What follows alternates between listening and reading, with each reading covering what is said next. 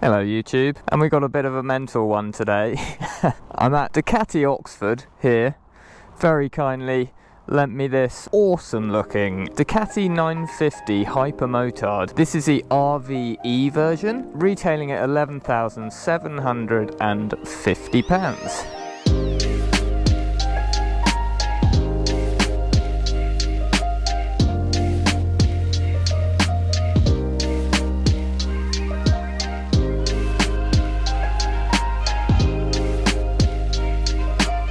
This will be my first ever ride on a Hypermotard, and I'm a little bit excited because from what I've heard from them, they are just super fun. Bonkers machines, just wicked for on the road. So yeah, it's going to be a very exciting one. This bike actually sits in between, the RVE sits in between the standard Hypermotard 950 and the SP 950. So if you're on a little bit of a budget, but you still want something a little bit special, this 2022 RVE version could be the one for you. It's got this wicked looking paint job. So I think that says Hyper. Well, it does, says Hyper, yeah, you can just see the bit of the R there. Very cool, like red, obviously the white text and black accents everywhere. One thing I really like about it, these wheels, a single-sided swing arm obviously, but that wheel, sort of third of it being red and then the rest of the 2/3 being black, I think looks really cool. And one thing that is very exciting, I'm looking forward to turning it on. Oh yes, that is a full straight through Termignoni, can't never pronounce it right, system there. And I think the baffle's gone missing as well, so that should be fun. Let's jump on her. So this is like a real sort of first ride, first impressions. I've never ridden a, as I was saying, Hypermotard before, and first impressions is it's high. It's a high seat height. Oh wow, lovely screen there. So we'll go over more details and technical areas in a bit. To be honest, I need to do a bit of research on it because I've turned up here and unfortunately the bike that I was scheduled to ride was actually the Street Fighter V2, but unfortunately it's actually been out for a ride with a customer. Well, is it unfortunately? I get to ride this little beauty. Right, let's fire her up.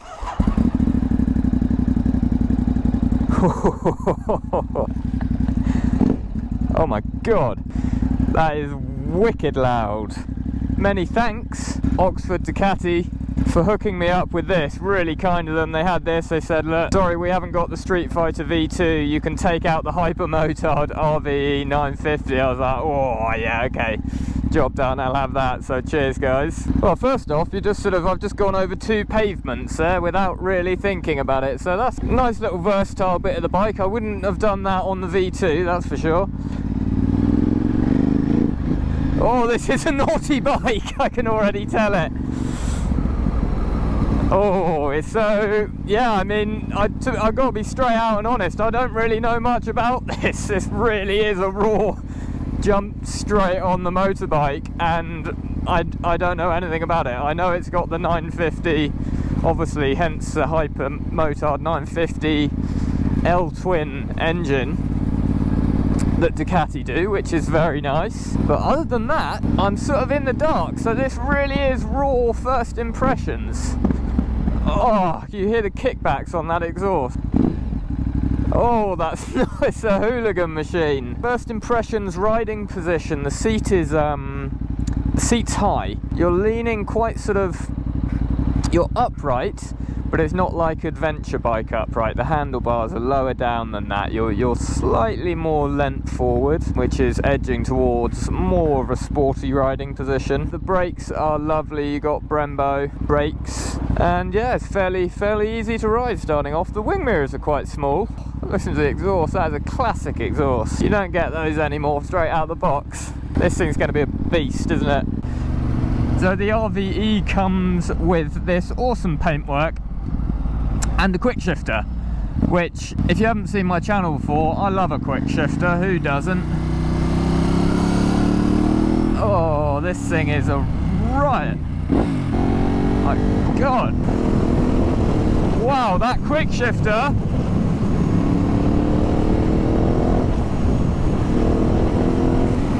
The pickup's real good. Oh, that's really cool. It picks up really quickly, but it's not ridiculously quick.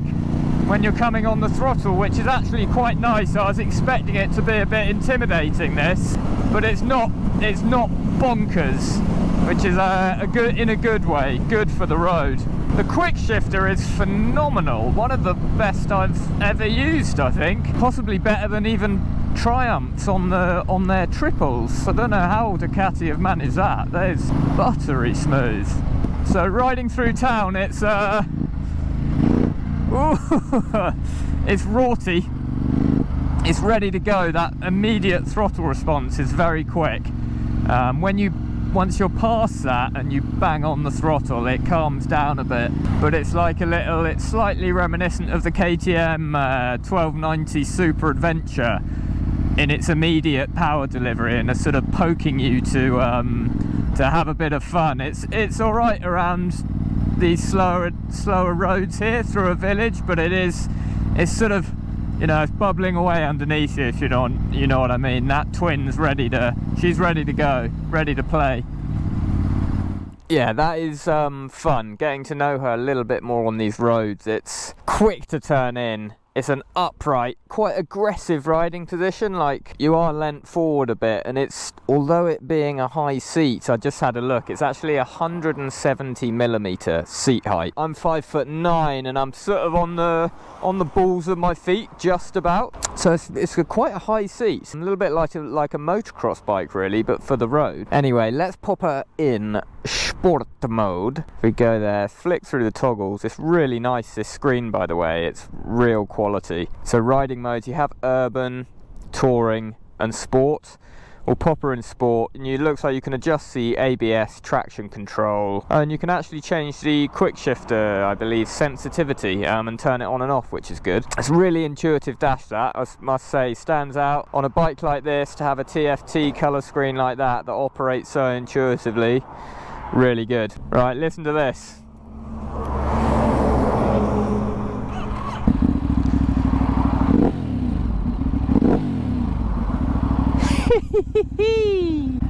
It is a fun machine. This is what this bike's about, these Hypermotards, I can tell. It is just fun. Right, we're in sport mode, so it's got 114 brake horsepower, 96 newton meters of torque, so plenty of power. It's not a beast, but it's fun. It's plenty to have fun with. Oh, listen to that exhaust with the quick shifter.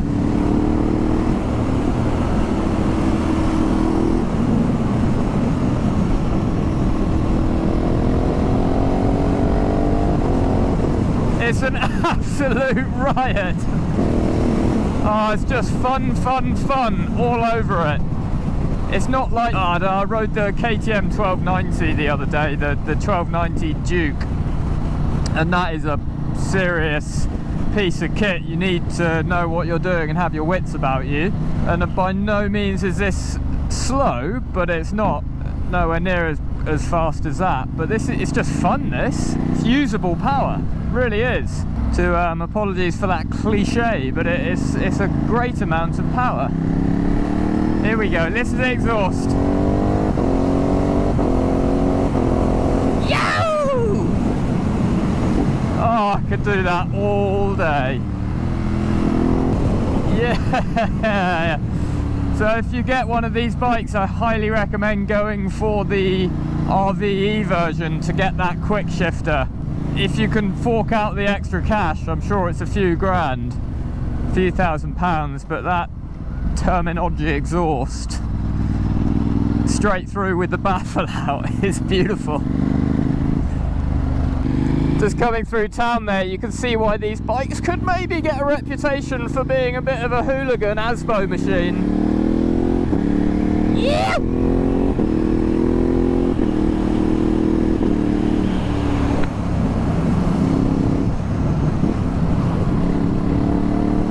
Oh, it's so much fun. Like a dirt bike, you really want to shift up in the saddle, you know, and get on it. Just dig it into the corners. It really feels like it's, you know, it's up on its haunches, sort of looking around every corner like Here's an example. I was just looking after a friend's dog. It's about 1.5 years old, German Shepherd. So it's nearly fully grown, but it's still got that puppy curiosity in it about everything. You know, its head's up, ears are pricked, and it's looking around. That's exactly what this bike feels like. It feels like a German Shepherd puppy. That's the best way I can describe this. Immature and excitable, but very fun. But it's also, it's planted around the corners, but it's not solid like a sports bike, where it's like stuck and you just feel on like you're on rails. There's a bit more fun to it. It skips around in the corners, which not unnervingly. It doesn't feel dangerous, like it's going to throw you off. It just feels fun. Right, oh, that's fun. That's real fun, guys. Really worth riding one of these. Quality wise, it's all Ducati, obviously Ducati, they're all just premium. The switch gear is really nice. Got these nice sort of hand guards here with, I think, yeah, they've got the indicators on the front as well, which is, I always like those on the Ducatis. If you want a fun bike, I mean, almost don't look anywhere else. Not too powerful, but plenty quick. Just what you need for on the road, really, power-wise. With it being incredibly fun, a benefit to this, which is why I'm liking it quite a lot, feels quite nat, is the seat height at 870mm. You've got a really good eye line. Nice high up, you commanding view, you see over the traffic. So, you know, if you've ever ridden an adventure bike or high up seat height, when you're coming around corners, you know, you come right out to your edge of the lane and you can just see that bit further round corners and over traffic, etc. Which on a bike like this, that you'll really gonna be hustling quite a lot through the country lanes, it's really nice to have that higher up riding position. Don't know if I hope you can hear that exhaust. Listen to how sensitive it is. We just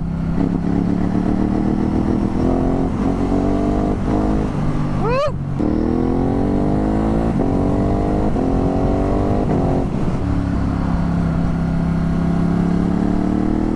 Wow. Why can't all motorbike exhausts sound like that and be as fun as that? That is an absolute riot. I'm not just saying this. Beautifully balanced power, just the right amount of power. I was worried it was going to be too powerful and too intimidating, like when you roll on the throttle and just blow you off the back, and you have to be really careful because of how much power. But it's 114 brake horsepower, 96 Newton meter torque from Ducati's V2 937cc, I think exactly, engine.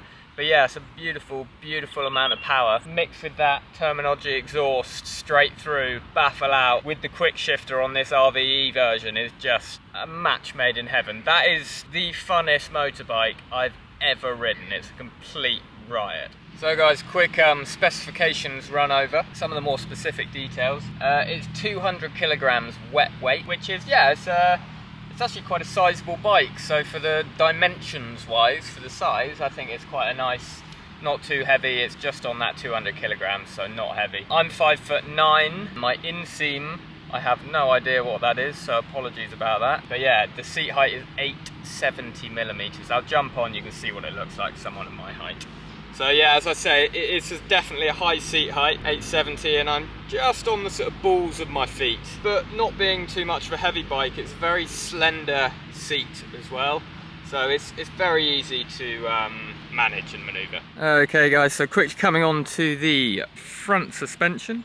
It's Marzocchi aluminium, fully adjustable, upside down, 45mm forks. Yeah, like I say, the suspension is just really, really nice. It's planted in the corners, but it's also sort of, it's got that, it skips around a bit. Not dangerously, it soaks up the bumps okay, it's not jarring, but it's just fun. It's sort of engineered towards more being fun on the road. So suspension on the rear, it's a Sachs monoshock with preload and rebound damping adjustable. So, coming on to the brakes up front, you've got two 320mm semi-floating aluminium flange discs. And the calipers, you have, as suspected, the Brembo 4-piston calipers on those discs. On the rear brakes, you have a single piston Brembo caliper with a 245mm disc. So let's go over some of the equipment that it has. As standard, the RVE. It has riding modes, obviously, the ABS Bosch cornering, Ducati traction control and Ducati wheelie control. You've also got your daytime running lights, quick shifter, which is beautiful, the tapered aluminium handlebars, removable passenger foot pegs, and there's a USB power socket. Alright, so tech specs all done there, got the figures out of the way. Let's just fire it up and hear what she sounds like again with that Termignoni exhaust.